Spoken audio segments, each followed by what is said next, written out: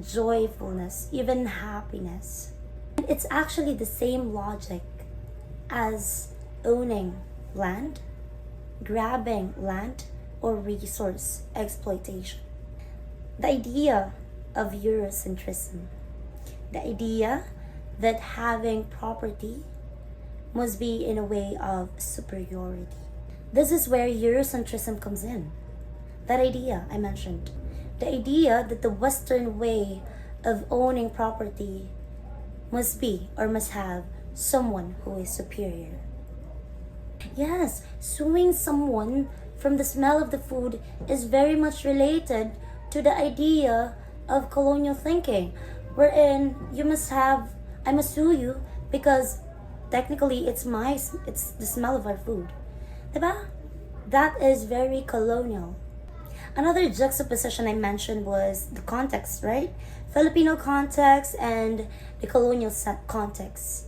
There we have another symbolism, which was the courtroom. And courtroom there isn't just an avenue for them to argue, isn't just an avenue for them to do the court readings and blah blah blah. It was actually representing something, which is colonial system. That colonial system brought to us here in the Philippines. That colonial system was actually debunked by the father, right? Because he didn't get angry after knowing that they were sued. He actually used his wit. He made use of their system. He made use of their system against them. It's like tasting their own medicine. Okay, this is how you deal things. Okay, I will join you. That's the idea of the poor family father, or the father from the poor family. He mocked him through the use of his logic and his intelligence. How did he pay? He paid through, right, perfect, the noise or the sound of the coins dropping, which was very, if we connect it, very logical as to how that event happened. They sued them for smelling their food. He paid them through the sound of the money. Fair, right? It was fair. It was very much fair. And that subtle way of paying means a lot. It's anti-colonial resistance, right? Anti-colonial resistance, which other Filipino during the early times or during the colonial period had. They didn't get easily persuaded by their way of dealing things. Some really fought back. Again, we're talking about history. I'd like to ask, what is another symbolism or another word that was used? Okay, that is perfect. John's answer, according to John, it's laughter. Laughter there was actually used as a weapon. The father weaponized the term or weaponized laughter. He made use of that laughter to fight against the ridiculous idea of suing them, right? It's actually a fair test or a fair way of dealing things. The laughter, which is an insult to the other party. Again, colonial resistance. This time, let's talk about gastromythology again. And in Filipino culture, we have this idea or we have this practice wherein we're fond of giving or sharing food, right? And even those people outside the Philippines, like those people who are working abroad, keeps or still have that practice. Give food, but they share food. It's a Filipino way of giving thanks, or it's a Filipino way of sharing their culture. And sharing and hoarding. Who do you think shared? Who do you think hoard? And again, what's another conflict in the story? The rich family who hoards food, who buys food, delicious food, got sick, especially the father. And they think that sickness, is that physical? purely physical. Yes, it's actually psychological. Psychological plus physical. Okay? We're now dealing another aspect here. Health and mental health. They don't go outside. They just feed themselves, they eat, they do not have enough nutrition.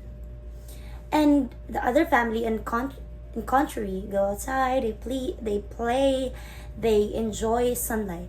It's not physical, not solely physical. There is an aspect of psychology there, because that man believes something is being stolen from him, right? But in reality, they didn't. The other family who hoards things are sickly. The poor family who just wanted to be shared, who just wish to have what the other family has, are healthier than them. Of course, there is now, again, difference of mindset. Different things or different ways of dealing things. Perspective of dealing things. Psychology. The other one is more optimistic. The other family is somewhat pessimistic. We can also say that it talks about psychology, because the rich family's father felt that he was actually being robbed, and that there is the feeling of being hunted. He felt that his richness or his wealth isn't respected. The idea that he is not being respected is one approach, hauntology. He's being hunted, or he felt his father is actually feeling that he's not respected. That is hauntology. Another aspect, but we're not really discussing it, but I'm just touching it. Hauntology is, again, another term, presence of what is absent, right? Feel something is being stolen from him, where in fact nothing has been stolen from him from the very beginning. Okay, this time let's have a quick recapitulation of our discussion. Since it's a little late, let's talk about, again, recall about the things we have discussed. Yes, Richelle. Okay, correct. So Richelle mentioned the presence of, or we made use of the lens Gastromythology in analyzing literature and analyzing My Father Goes to Court. Again, the presence of food, the presence of the smell of food.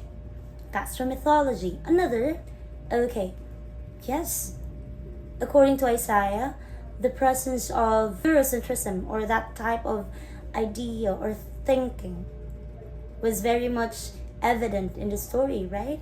Again, it was through colonial type of thinking, the colonial system of owning things. Okay, another one. Okay, according to Robert, we have somewhat touched a little about hauntology based on the father's illness, which is not physical, it's psychological. He feels that he's being haunted. The idea that he's not respected, the idea that he's not feeling that he is superior, is under hauntology. I'd like to throw this question for you to ponder. Who is more richer in the story? After reading all the stories, after reading the entire story, who is more richer? Is it the poor family, or the family who's wealthy, the rich family who is capable of buying things, capable of buying food? Okay, Joshua is correct. Agree with what Joshua mentioned. He mentioned that in the story, after he read, he considered the poor family richer than the other one, because again, they are more, yes, joyful, they are more loving, they're actually healthier, which is correct. Talk about the moral lesson of the story. Having such money isn't enough. Having the wealth isn't enough. Having that type or better mindset would make them richer, which was present in the family or the poor family. Again, I'd like to ask Yudal, what's your idea of the things that we have discussed about My Father Goes to Court? Okay. Yes, perfect. According to Yudal, there is now, in the latter part of the story, there is a universal, there is an ultimate reverse or ultimate reversal in the story, wherein at first she thought that the richer family or the rich one, the other family who has money. And again, let's go back to the two contexts I mentioned. Colonial systems believe or value possession, which was seen in many literature, just like Nole Mitangere by Jose Rizal. That one, another great novel that talks about this type of juxtaposition. Another is the Filipino family or the Filipino context values oral tradition, connection, and culture other than money. I'd like to call on Giselle. Giselle, what is your main takeaway after we dissect, after we analyze the story? What was your main takeaway? Okay, perfect. According to Giselle, her main takeaway is that Carlos Bulosan showing us or giving us a refresher of a Filipino way or Filipino context, that nourishment is or must have or must came from connection, experience, and better ideology. Because again, in addition to what Giselle mentioned, Filipinos right now are more of mixed. They have this they're very confused with their identity. And that is the essence of literature here. To refresh you, to remind you of what really Filipino essence is, or what really is to become a Filipino. I'd like to leave you this question. If the courtroom was a dining table, what could be that food that each character brings and why? Okay, I'd like to hear from Angela. Okay, the father would bring tuyo. Simple but full of flavor. Okay, another. Okay, the rich man would bring a roast pig, but not let anyone touch it. Okay, that makes sense. That's actually a perfect metaphor for two. And this time, if you would be asked, if you're part of the story, if you would be asked to bring food in the table, or if you will be asked to bring food to the table, what would it be and why? What is its story? Okay, Leon. Perfect. I agree. I definitely agree with your answer. Rice is such a perfect answer because rice is Filipino food. It's a staple. It's staple to Filipino food. I myself cannot live without rice, right? It balances both.